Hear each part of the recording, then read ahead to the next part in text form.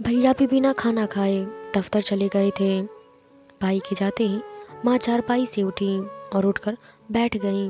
माँ ऊंचे ऊंचे आवाज़ में बोलती जा रही थी कि की वजह से मेरा बेटा भूखा घर से निकल गया। मेरा बेटा 28 साल का हो गया है, लेकिन 28 साल में आज तक कभी भी घर से बिना खाए नहीं गया। लेकिन जब से यह शहरी औरत हमारे घर में आई है, यही सब कुछ हो रहा है। माँ भाभी को ताने पर ताने देती जा रही थी। माँ की बात से मैं बहुत परेशान थी। माँ को भाभी के साथ ऐसा नहीं करना चाहिए था, क्योंकि मेरी भाभी बहुत अच्छी थी। उनमें कोई भी कमी नहीं थी। कमी थी तो बस औलाद ना होने की। खान की देनी होती है, जब उन्हें देना होगा तो वो दे देंगे।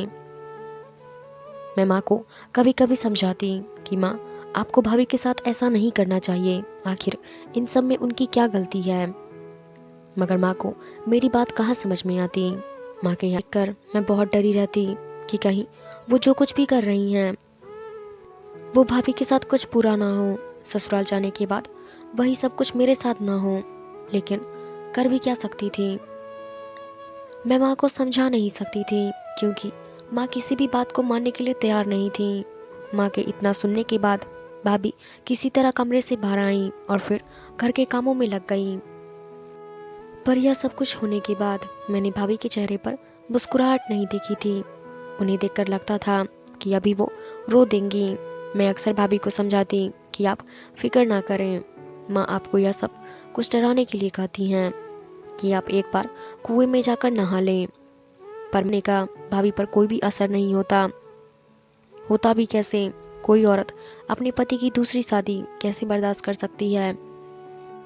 मैंने भाभी को एक मशवरा दिया कि आप भैया से कहें कि वो शहर के कुछ अच्छे डॉक्टर से आपका इलाज करवाएं। क्या पता इलाज के कुछ दिन बाद आपको बच्चा हो जाए। भाभी को मेरा मशवरा अच्छा लगा।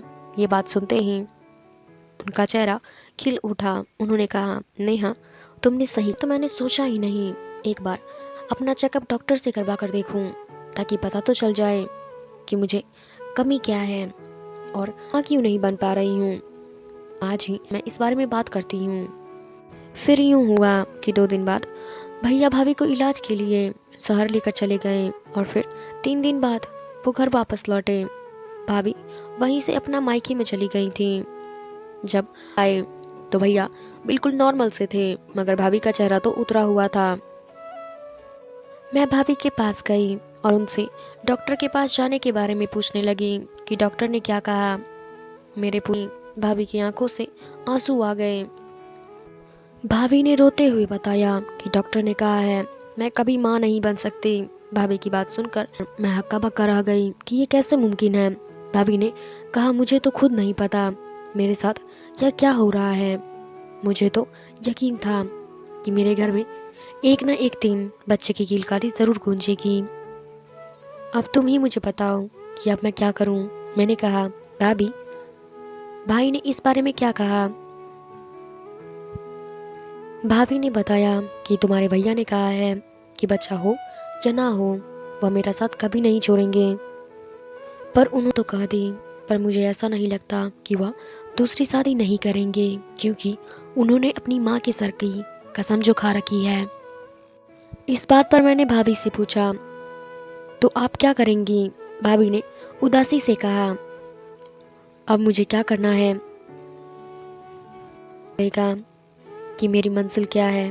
मैंने भाभी को समझाते हुए कहा कि भाभी, आप माँ की खुशी खुशी के खातिर उस कुएं में उतर जाएं। क्या पता आपका भला हो जाए। भाभी ने कहा, तुम ठीक कहती हो। इसके अलावा और कोई चारा भी तो नहीं है कि मैं अपने पति की दूसरी शादी करने से उन्हें रोक भी नहीं सकती हूँ। मुझे पानी से बहुत डर लगता है।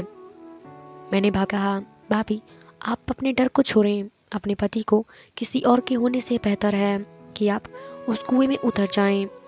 माँ ने जब भाई से भाभी के बारे में पूछा कि डॉक्टर ने क्या कहा, तो भैया ने माँ से डॉक्टर की बात छुपाते हुए कहा कि डॉक्टर ने बताया है कि अपनी पत्नी में कोई कमी नहीं है। आज नहीं तो कल उन्हें बच्चा ज़रूर होगा। बस कुदरत की तरफ से थोड़ी देर है, अंधेर नहीं। इस बात पर माँ भाभी से कहा, सिमी, अभी भी वक्त है, तुम मेरे साथ चलो और कुएं में नहा लो, क्या पता भगवान तुम्हारी सुन ले। भाभी ने कहा, ठीक है माँ जी, आप जैसा कहती हैं मैं वैसा ही करने को तैयार हूँ। भाभी की बात सुनकर माँ बहुत खुश हो गई और उनका माथा सुनने लगी। तुम यह बात अगर पहले ही मान लेती तो कितना अच्छा होता। चलो अब देर मत करो, जल्दी चलो। भाभी ने जाते हुए मुझसे कहा कि मेरे लिए दुआ करना कि भगवान सब कुछ अच्छा करें। मैंने उन्हें समझाया कि आप फिक्र ना करें, सब कुछ अच्छा होगा। भाभी माँ के साथ चली गई। भाभी और माँ दोनों 4 घंटे के बाद वापस लौटी।